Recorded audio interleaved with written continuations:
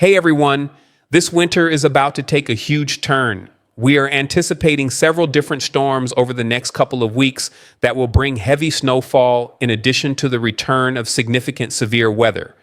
We are also expecting another Arctic blast in one part of the United States as we head into the weekend.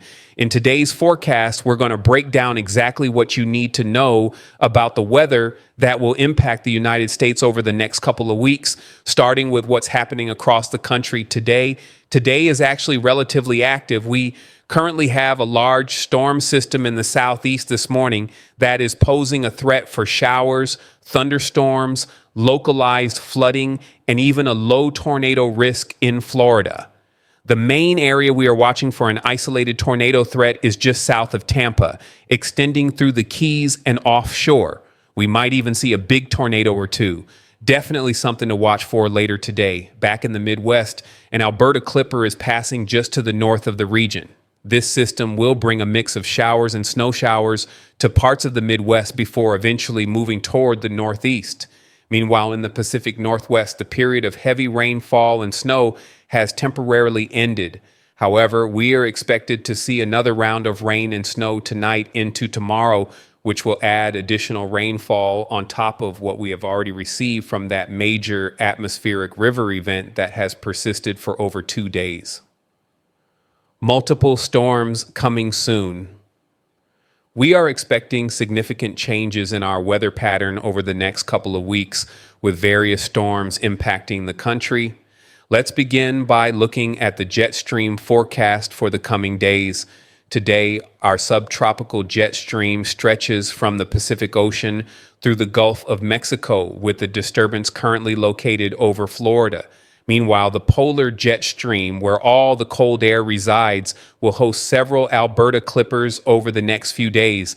As we move into the middle of the week, most of the country is expected to experience a relatively calm weather pattern. However, as we approach the weekend, I anticipate a significant dip in the polar jet stream across areas like the Northeast and the Midwest.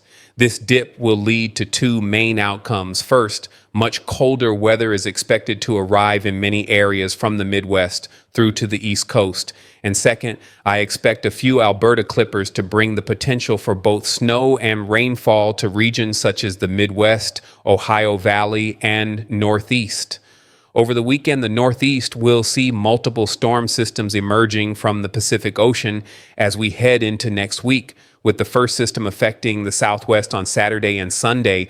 This particular system does not appear likely to cause significant problems for most of the United States.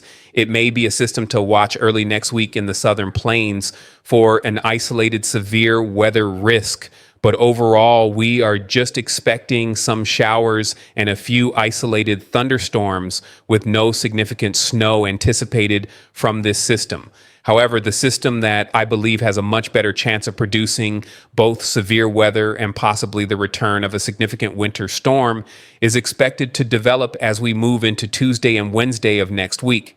A large-scale trough is likely to move over the Rocky Mountains from Monday into Tuesday, accompanied by a strong jet stream more aligned with the polar jet stream. This alignment will result in greater mixing of cold and warm air, which means we could see a couple of outcomes: the potential for snowfall in and around the area of the low-pressure center, and a likely threat of severe weather in regions such as the Southern Plains, Southeast, and Ohio Valley.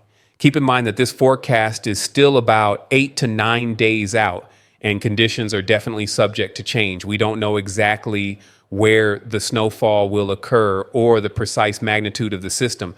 Today, showers and thunderstorms are moving into Florida throughout the day, bringing lots of rain. There is a risk of an isolated tornado along the west coast of Florida, mainly south of Tampa, later this afternoon. Even the Florida Keys could experience some activity, with a few fish nates possibly occurring. I'll explain that in a moment. Back in parts of the Midwest and in Canada, a lot of snow is expected, mostly in Canada, as the majority of the snow and rain in the Midwest has remained to the north. By Tuesday morning, a little snow and rain will be moving into areas like the Northeast on the backside of an Alberta Clipper. However, I don't anticipate any significant snowfall accumulation there. It should be just light snowfall. On Wednesday, another Alberta clipper will move across the Great Lakes and the Northeast, and by Thursday and Friday, you'll see yet another one. This next clipper is likely to affect the Midwest, Ohio Valley, and Northeast on Friday and Saturday, bringing additional snowfall and rain. To be honest, none of these systems appear likely to produce full-blown winter storm conditions. Most will result in only light to moderate snowfall, generally no more than 3 to 4 inches in most areas. By next week, however, we're looking at a much more active weather pattern. It will start with a smaller disturbance, but as we approach Wednesday and Thursday, we could be facing a particularly large storm in the United States that brings a mix of severe weather and a potential winter storm component. It's too early to pinpoint the details. It's anyone's guess where we'll see snow or severe weather, and the exact magnitude of the system is still uncertain. Nevertheless, confidence is growing that we will encounter a large storm around the middle of next week, and possibly even more storm systems as we move into the second week of March. In the Pacific Northwest, over the next 48 hours, an additional 1 to 3 inches of rain is possible in both Washington and Oregon. Stay safe out there. There has already been a lot of rain and many mudslides, and this is expected to continue through tomorrow. In the Southeast, we are anticipating a decent amount of rainfall, although most of it will fall in the Gulf. There will be some rain over southern Florida, and even in the Florida Keys, some areas could receive as much as 3 to 6 inches of rain. Since the heavy rainfall is very localized in the Keys, please be careful. Turn around, don't drown, big temperature shift. Amid all this crazy weather, a warm pattern is expected to hold for the next 7 days or so across most of the country. Above average temperatures will continue through the middle and end of this week until a shot of Arctic air moves into areas like the Ohio Valley, Northeast, and Midwest late this weekend. Additionally, a more intense burst of cold air will likely settle in late Saturday and Sunday for many regions. Then, as we move into next week, overall warm weather should persist. And I wouldn't be surprised if record-breaking high temperatures occur in many areas during the middle of next week before a storm system moves across the Rockies into the Midwest, creating the potential for some very warm weather along with the threat of another cold blast. However, I do not anticipate anything on the scale of what we saw in mid-February regarding cold. While much of the Arctic air seems to be behind us, if you're in the Northeast or along the East Coast, we may be looking at a relatively cold March. Conversely, areas west of that line are expected to remain above average. Overall, March is shaping up to be a very active month with plenty of severe weather and a few sneaky winter storms before winter finally comes to an end.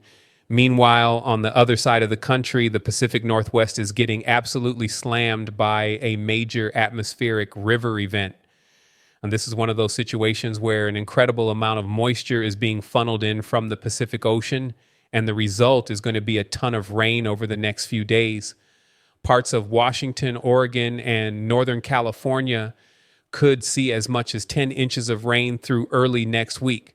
When that much rain falls in such a short period of time, the risk for flooding and even landslides becomes very real. So if you're out on the West Coast, please take this seriously, stay safe, avoid any flooded roads, and be aware of rapidly changing conditions. The system is going to stick around for a while. We're shifting into an entirely different weather pattern than what we've seen through most of February.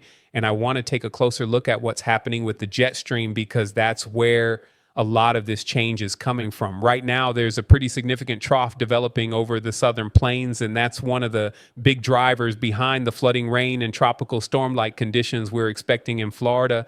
This trough is going to stick around for the next few days, bringing waves of moisture and instability along with it. At the same time, the polar jet stream, typically responsible for bringing in cold air from Canada, has lifted far to the north. That means all of that Arctic air is staying well away from the lower 48 states. And as a result, we're seeing warmer than average temperatures across much of the Great Plains and Southeast. In fact, we're heading into what I'd call a mini winter heat wave over the next several days, with above average temperatures expected across a huge portion of the country. However, over on the West Coast, that atmospheric river will keep bringing rain and snow through Monday and Tuesday, and the moisture just keeps coming as we move into the middle of next week. The overall weather pattern remains pretty similar. The subtropical jet stream stays far to the south, while the polar jet dips just enough to bring a little cold air into the Midwest and Northeast. But for most of the U.S., those above average temperatures are going to stick around for the work week. Stay safe, everyone. I'll be back with another update tomorrow. We could see another major snowstorm in early March, so stay tuned.